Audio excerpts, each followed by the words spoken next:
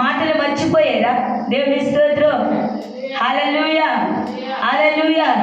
యథార్థం కలిగి జీవించు, దేవుడు ఉన్నతమైన శిఖరం మీద నిలబెట్టుదురుగాక. నిన్న రాత్రికాల సమయంలో ఒక వ్యక్తి నాకు తగిలేదు, ఇంటికి వచ్చారు.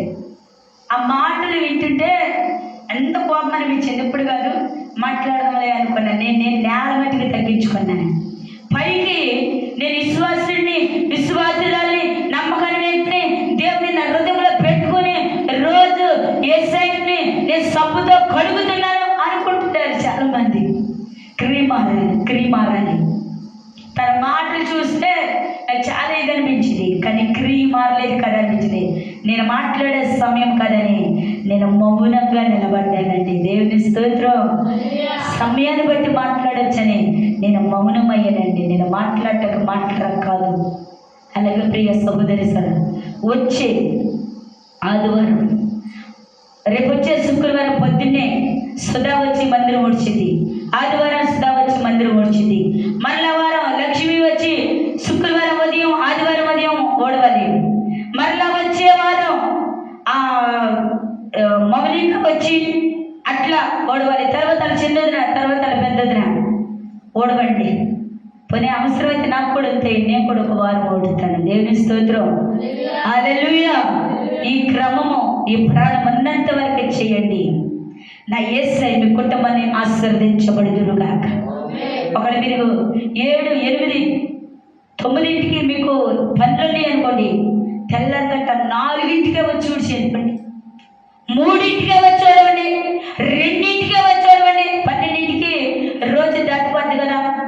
ఇలా ఆదివారం ఈ రాత్రి 12ంటికి సోమవారం పొద్దు వస్తుంది. అలాగే 12 దాటాక 1 గంట 2 ఎప్పుడైనా వచ్చి మీ మందిరం ఊడ్చెళ్ళిపోండి.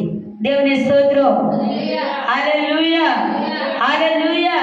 ఎస్ అన్నాడు, ఇచ్చి చూడు ఆకాశవాకులు ఉప్పుతా, పట్టదాన్ని దీవులు కుమ్మరిస్తా. దేవుని స్తోత్రం. హల్లెలూయా, హల్లెలూయా. ఇచ్చి చూడు ఇస్తా అంటున్నాడు. ఈరోజు నువ్వు ఎలా ఉన్నావు? నీ జీవితం ఎలా ఉంది? దేవునితో ఒక నిబంధన కలిగి ఉండాలి. యాకోబు ఏం చేశాడు? యేసయ్యను పట్టుకొని విడిచిపెట్టాడా? గమనించండి. యేసయ్యను చూసి చూడనట్టు వెళ్ళిపోయాడా యాకోబు? ఏం చేసింది? గట్టిగా వేసుకున్నాడు, పెనుగులాడి. ఎంత వాటేసుకున్నాడంటే ఉడుం కంటే ఎక్కువ అంటారు. దేవుడు పీక్కున్నా కానీ రాలేదంట యాకోబు ఒడిలో నుండి. దేవుని స్తోత్రం. సాలు వచ్చిందంట యాకోబుకి, అయినా తొడ మీద గట్టిగా చర్చడంట. దేవుడు విడిచిపెట్టలేదంట.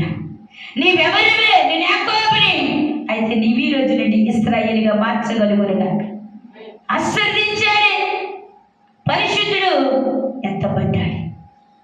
ఈరోజు నువ్వు అలాంటి పట్టుదల జీవితం కలిగి ఉందా?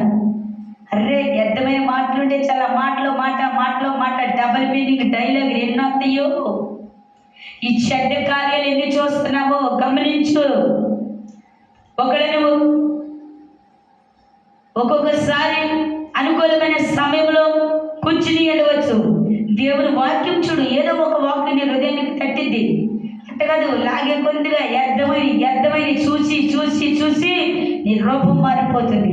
నేను ఖచ్చితంగా చెప్పగలుగుతా ఎవరు ప్రార్థన పనులు అనేది వాళ్ళ రూపంలో చూస్తేనే నాకు అర్థమైపోద్ది. ఒక్కోసారి నేను మనసుని గమనిస్తా. దేవుని స్తోత్రం.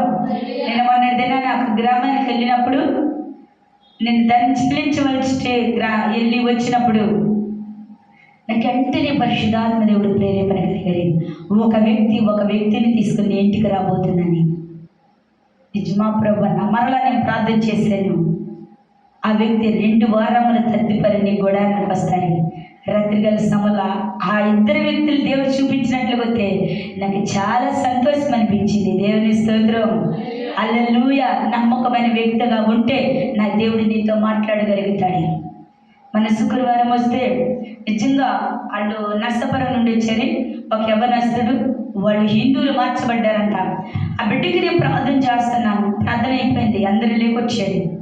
నేను ప్రార్థన చేస్తున్నా ఒక వ్యక్తి, వారు హిందువుల బొమ్మ, అది లక్ష్మీదేవి అంట. ఆ బొమ్మ చక్కగా ఆ ఉంగరం మీద ఉంది.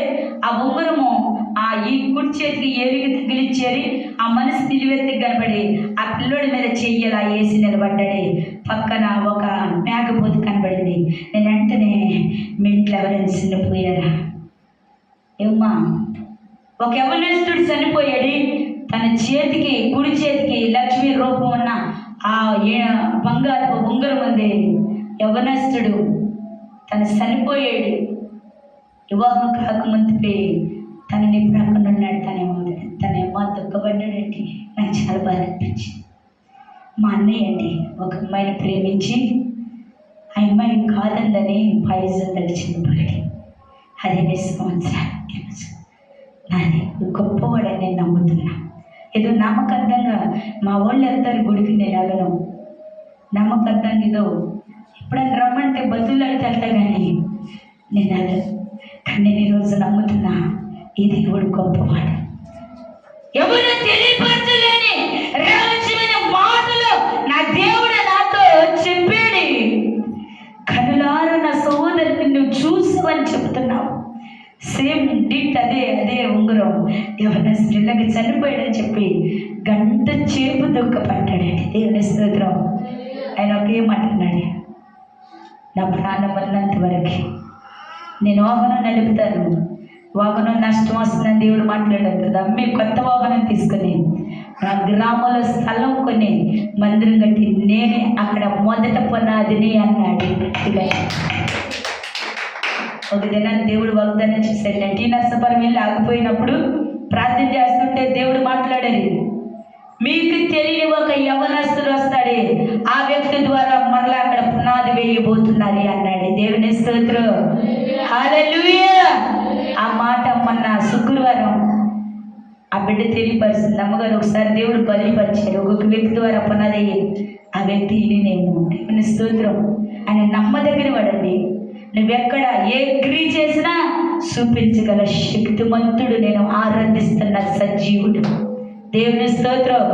నీవు నమ్మకమైన వ్యక్తిగా ఉంటే నా దేవుని గురించి స్తుతించదురుగాక, నా దేవుని గురించి ఆరాధించబడుదురుగాక.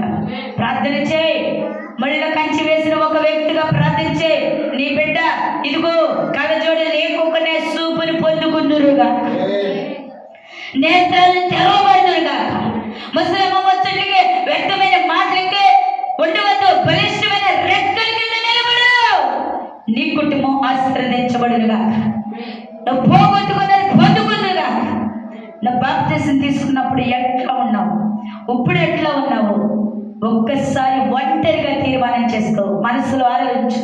అయ్యా నేను బాప్తిసం తీసుకున్న కొత్తలు అలా ఇప్పుడు ఎలా ఉన్నా, స్త్రీ మోహంలో పురుషుడి మోహంలో పడిపోతున్నానా, షాటింగులకి ఎత్తమైన వాటికి పోకరాలకి పడిపోతున్నానా, నా జీవితం ఎలా ఉంది? హల్లెలూయా. ఇప్పుడు కొత్త నాటకం నేర్చుకున్నారు. ఈ అంటూ ఫోన్లో ఈ సేవకులు ఇంకెవరో విశ్వాసాలు చిన్న చిన్న నాటకాలు తీసి పెడుతున్నారు. దాన్ని ఏమంటారు నాకు తెలియదు. ఏదో అంటారు, ఇది తెలిసినా చెప్పరు, నేను ఎక్కడ ఉదుకుతానని. ఏయో అంటారు దాన్ని కుతుకుతుంది. అవి చూడటం అలవాటు అయిపోయారు. ఎక్కిది లేదు, అవి చూస్తే చాలు రక్షణ పొందుకున్నట్టే.